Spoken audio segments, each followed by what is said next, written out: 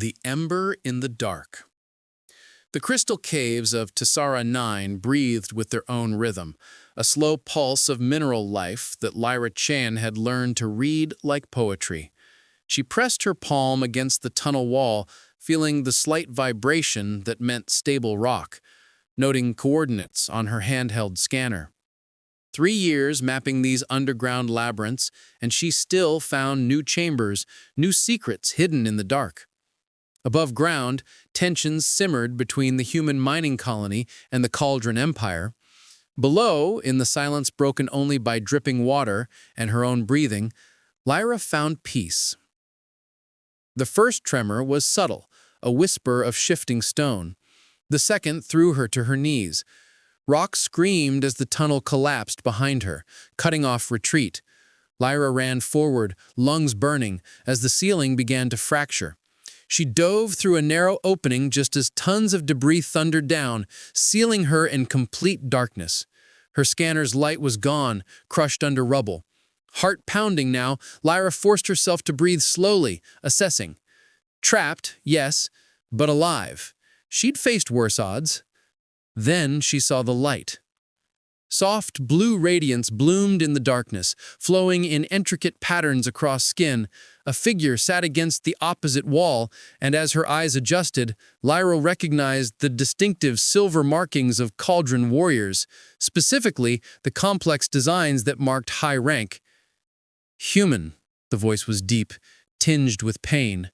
How unexpected. War Prime, she responded, recognizing the formal designation from the settlement briefings.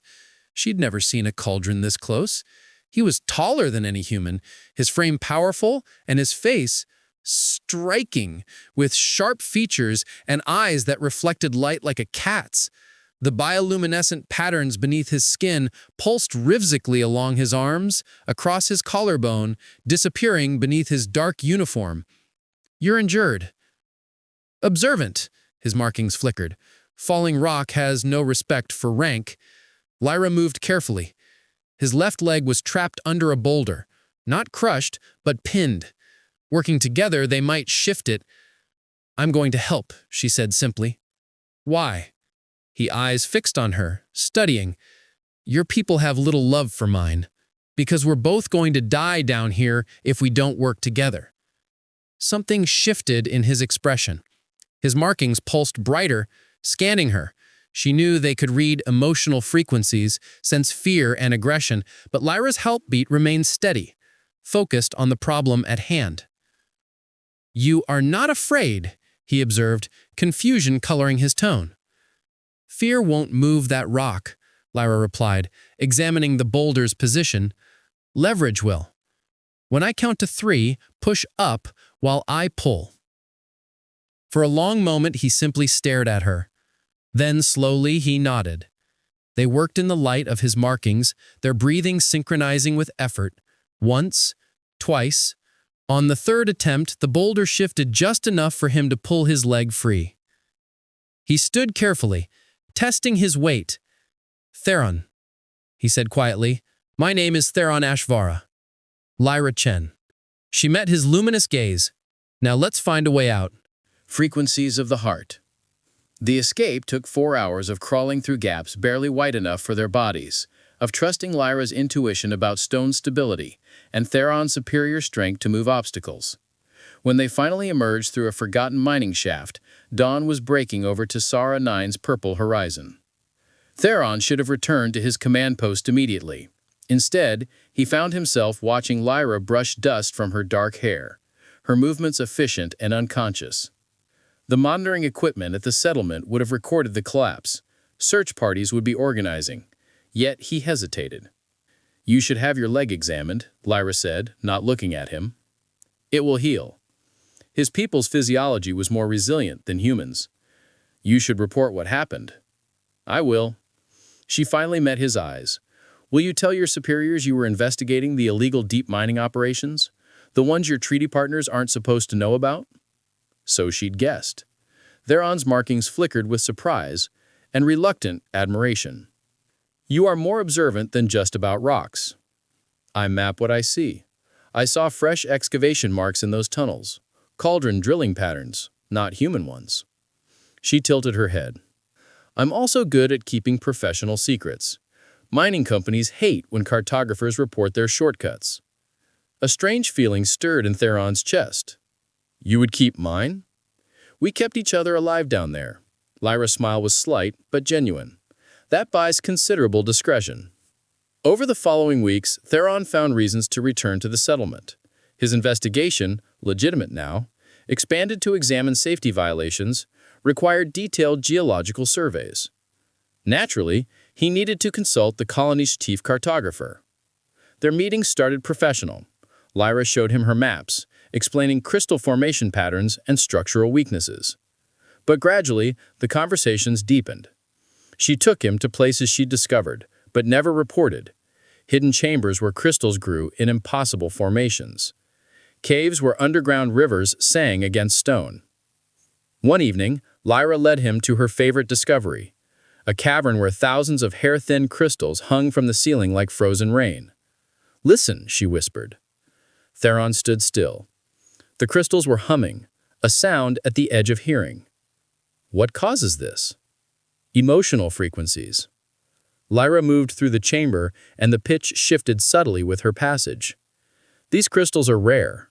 They resonate with feelings the way tuning forks match vibrations. Most people can't hear them at all. She stopped in the cavern's center. The humming deepened, became almost melodic. Theron approached slowly, and the sound transformed again, rising, complex harmonies weaving through the space. What do you hear? Lyra asked softly. Theron's markings pulsed faster, beyond his control. The crystal sang with a frequency he recognized instinctively. Longing, desire, connection. His people felt emotions as physical sensations, waves of heat and pressure. What radiated from Lyra now, and from himself, made the air shimmer. I hear... He stepped closer, watching her face tilt up toward his. Something my people say should not exist between our kinds. What do they call it? Her voice was barely audible above the singing stones. Theron reached out, taking her hand in his. His skin was noticeably warmer than hers, heat radiating from the luminescent patterns that now blazed along his arms. He placed her palm against his chest, where his markings concentrated in complex spirals. This frequency, he said, his voice rough, the one that means you have become essential to me. The one I cannot silence, though I have tried. Lyra's fingers spread across the light beneath his skin, feeling his heart race. I haven't tried to silence it. I've never felt anything like this before. The crystal song reached a crescendo as Theron cupped her face, his thumbs brushing her cheekbones. The heat of his touch made her breath catch. He leaned down, slowly, giving her every chance to pull away. She didn't. Their lips met softly at first, testing, questioning. Then Lyra's hand slid to the back of his neck, pulling him closer, and the kiss deepened into something fierce and undeniable. The warmth of his mouth, his skin, enveloped her like summer itself. His markings flared brilliant white gold. Voices echoed from a distant tunnel, other miners, exploring. They broke apart, breathing hard. Theron's markings slowly dimmed to their usual soft glow. Lyra touched her lips, still feeling the heat. This is dangerous, Theron said, though he made no move to step away. I know. Lyra looked up at him, her expression resolute. I don't care. The crystals continued their song long after they left, holding the frequency of what had begun between them. The breaking point. The body was discovered 3 days later in the lower mining sectors. Marcus Webb, a veteran excavator, killed by what appeared to be Cauldron energy weapons. The settlement erupted in outrage. Within hours, Cauldron military forces surrounded the colony, demanding access to investigate what they called a provocation. Theron arrived with a full security detail, his expression unreadable and professional. He didn't look at Lyra during the public briefing, though she stood at the back of the crowd. She understood. He had a role to play now, a duty that transcended personal feelings. But as the investigation progressed, something felt wrong to Lyra. She'd known Marcus, had mapped tunnels alongside him. He'd been planning to retire, had talked about Earth's oceans he'd never seen. He wouldn't have confronted Cauldron's soldiers alone, wouldn't have been in that sector at all. It was marked unstable on her charts. She spent 2 sleepless nights reviewing her maps, cross-referencing them with security logs she wasn't supposed to access. The pattern emerged slowly. Marcus had been asked to inspect that tunnel by someone, had been sent there deliberately, and the energy signatures didn't quite match cauldron weapons. They were close, but fractionally off in ways only detailed analysis would reveal. Someone wanted this conflict. At midnight on the 3rd day, Lyra made her decision. She slipped past patrols to reach the temporary Cauldron Command Post, a prefabricated structure on the settlement's edge. 2 guards stopped her immediately, their markings flaring warning orange. "I need to speak with War Prime Ashvara. It's about the investigation." "The War Prime does not meet with humans outside official channels," one guard said firmly. "Tell him Lyra Chen has evidence about what really happened to Marcus Webb. Tell him it proves a human is innocent, and that makes it his concern." The guards exchanged glances. One spoke into a communication device. Minutes passed. Then Theron appeared in the doorway, his expression carefully neutral, though his markings flickered with barely suppressed emotion at seeing her. Let her through. Inside his private office, surrounded by holographic displays and tactical maps, the professional mask finally cracked. "You should not have come here," Theron said, his voice tight. "If anyone saw you—" "Someone planted evidence," Lyra interrupted, pulling out her datapad. "Look, Marcus's work schedule, my geological surveys, the energy signature analysis I had a friend in engineering run. He was lured there, Theron.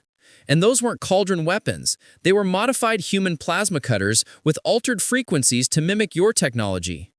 Theron studied the data, his markings pulsing as he processed the information. "This implicates extremists on both sides. They want war."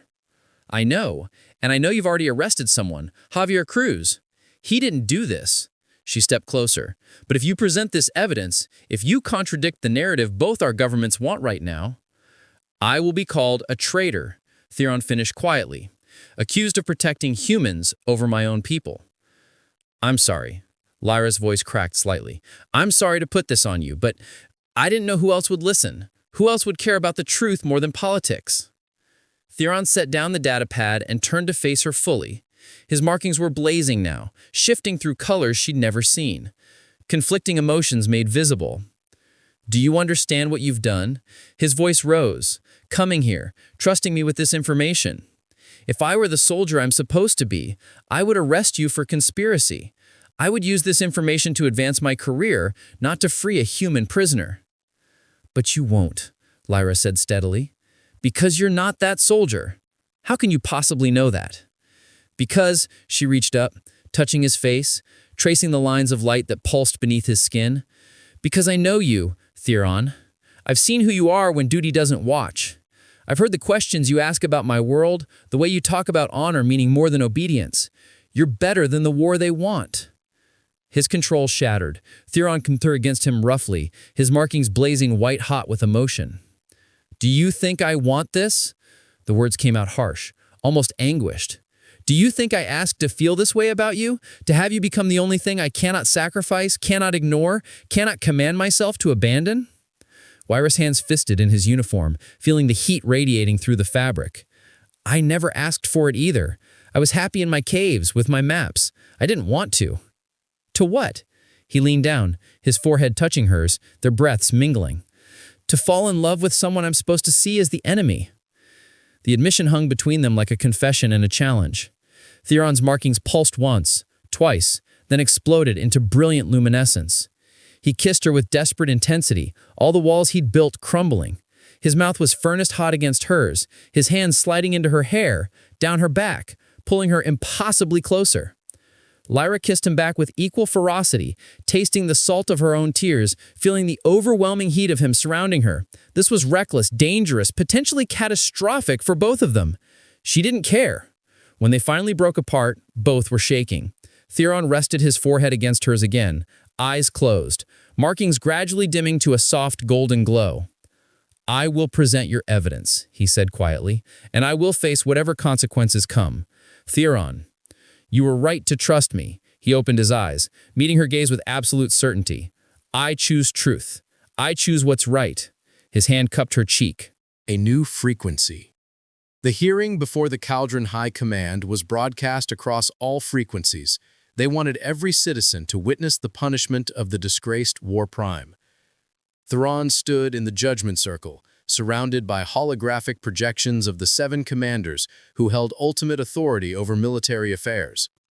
War Prime Theron Ashvara, the eldest, began, her markings the dark crimson of ancient anger. You stand accused of conduct unbecoming your rank, of compromising your duty through entanglement with a human, of placing personal desire above the honor of the Dominion. How do you answer these charges? Theron's markings held steady, a calm blue-green. I do not deny any action I have taken. I do not apologize for them. Murmurs rippled through the assembled witnesses. The High Commander's markings flared. You admit your shame without remorse? I admit my choices without shame, Theron corrected clearly. I was taught that honor means serving truth above convenience, protecting the innocent above politics, choosing integrity when it costs everything. I have done exactly that. He stepped forward, his voice carrying to every listener across the Dominion. I fell in love with a human woman. This is true. But that love did not corrupt my judgment, it clarified it. Lyra Chen showed me that our enemies are not the humans who seek to coexist peacefully, but the extremists on both sides who profit from eternal conflict. She risked everything to bring me evidence that would free an innocent man and expose those truly guilty. She trusted me to choose honor over hatred. Theron's markings began to pulse brighter. I am told I have disgraced my uniform, but I wore this uniform to protect the vulnerable, to serve justice, to embody the strength our people claim to value. If loving someone brave enough to stand against her own kind for truth's sake is disgraceful, then I reject your definition of honor. If seeing the humanity in our treaty partners is corruption, then your purity is worthless. The chamber erupted in chaos, some shouting condemnation, others surprisingly silent, reconsidering. The High Commander called for order, but Theron wasn't finished. I resigned my commission, he declared, not in shame, but because I cannot serve a Dominion that values pride over principle. I will face whatever exile or punishment you decree, but I will not denounce the woman I love, nor pretend that different is the same as enemy. He removed his military insignia, placing it on the judgment platform. My honor remains intact. Whether yours does is for history to judge. The broadcast ended abruptly, but the damage, or perhaps the healing, had already begun. On Tessera 9, Lyra watched from the settlement's public communications center, tears streaming down her face. Around her, the crowd was divided, some muttering angrily, others looking thoughtful, a few even nodding in reluctant respect. The colony administrator approached her afterwards. Ms. Chen, I may have been hasty in suggesting your transfer. Your geological surveys have saved lives. Your integrity in this investigation prevented war. She looked uncomfortable but sincere. If you wish to stay, your position remains open. It wasn't a full apology, but it was a beginning. The following weeks brought unexpected developments. Theron's speech had been copied and spread despite attempts to suppress it. Younger Caldron, especially those who had worked alongside humans and questioned the old prejudices, began speaking out. They used Theron's words as a rallying cry, choosing integrity when it costs everything. A movement began, small but growing, advocating for true partnership between species rather than merely coexistence under threat. The High Command couldn't ignore it, couldn't silence the growing voices demanding change. Meanwhile, Lyra worked alongside a joint task force investigating the extremist networks on both sides. She provided the geological expertise, human and Caldron investigators provided the legal authority. Slowly, trust was being built in practical cooperation. 6 months after his resignation, Theron returned to Tessera 9, not as War Prime, but as a civilian advisor to the newly formed Joint Settlement Council. The first time Lyra saw him step off the transport, she ran, decorum forgotten, and he caught her, lifting her off her feet as they kissed in front of everyone. Let them watch. Let them see. They moved into a small dwelling on the settlement's edge where the crystal caves were easily accessible. Theron found purpose in his new role, mediating disputes, training joint security forces, helping to draft policies for true integration rather than separation. His markings had developed a new pattern, one that appeared only when Lyra was near, a soft golden glow that wrapped around his heart. "What does it mean?" she asked one evening, tracing the new pattern as they lay tangled together in bed. "Our physicians have no name for it," Theron admitted, pulling her closer. "It's never been documented before, but I know what it is. Tell me." His markings pulsed warmly. "Among my people, we've always believed that emotional frequencies have colors. Anger is red, fear is orange, determination is blue. But we never had a color for this, for happiness that comes not from victory, but from being seen completely and loved anyway. For contentment that needs no conquest." He kissed her forehead. "My people are calling it Ashvara, the light that burns without consuming." "I like that," Lyra murmured, pressing closer to his warmth. "The light that doesn't destroy what it touches." "That's what we are," Theron said softly. "Proof that different frequencies can harmonize instead of clash, that love can be a bridge rather than a betrayal." A year after Theron's hearing, the Joint Settlement Council announced a new initiative, integrated research stations where human and Kaldran scientists would work together on deep space exploration, medical advances, and cultural exchange. Lyra was offered the position of chief cartographer for the primary station. Theron would serve as cultural liaison. On the day the announcement was made public, they returned to the Singing Crystal Cavern one last time before leaving Tessera 9. The crystals hummed their familiar song, but now it sounded different. Not the desperate harmony of forbidden love, but something richer, more complex. The frequency of two people who had chosen each other, and in doing so, begun to change two worlds. "Do you ever regret it?" Lyra asked, although she knew the answer. "Everything you gave up?" Theron turned to face her, his markings glowing with that unique golden light. "I gave up titles and rank. I gained a purpose worth living for." He cupped her face gently. "I lost the respect of those who valued conformity over courage. I gained the love of the bravest person I've ever known." She rose on her toes to kiss him, and the crystals sang louder, joyful. "We're going to face a lot more challenges, you know. Not everyone is ready for what we represent. Then we'll face them the way we faced everything else, together." Theron smiled, that full, unguarded expression that still made her heart race. Two different frequencies, creating something entirely new. "A new harmony," Lyra agreed. As they left the cavern, hand in hand, heading toward a future neither could have imagined a year ago, the crystals continued their song. And if you listened carefully, you could hear not just two frequencies, but thousands. The sound of other voices, other hearts, beginning to believe that different didn't have to mean divided. That some fires, rather than destroying, could illuminate a path forward. That love, chosen freely and defended fiercely, could challenge empires and reshape worlds. The heat between stars had forged something unbreakable. Hope. The end.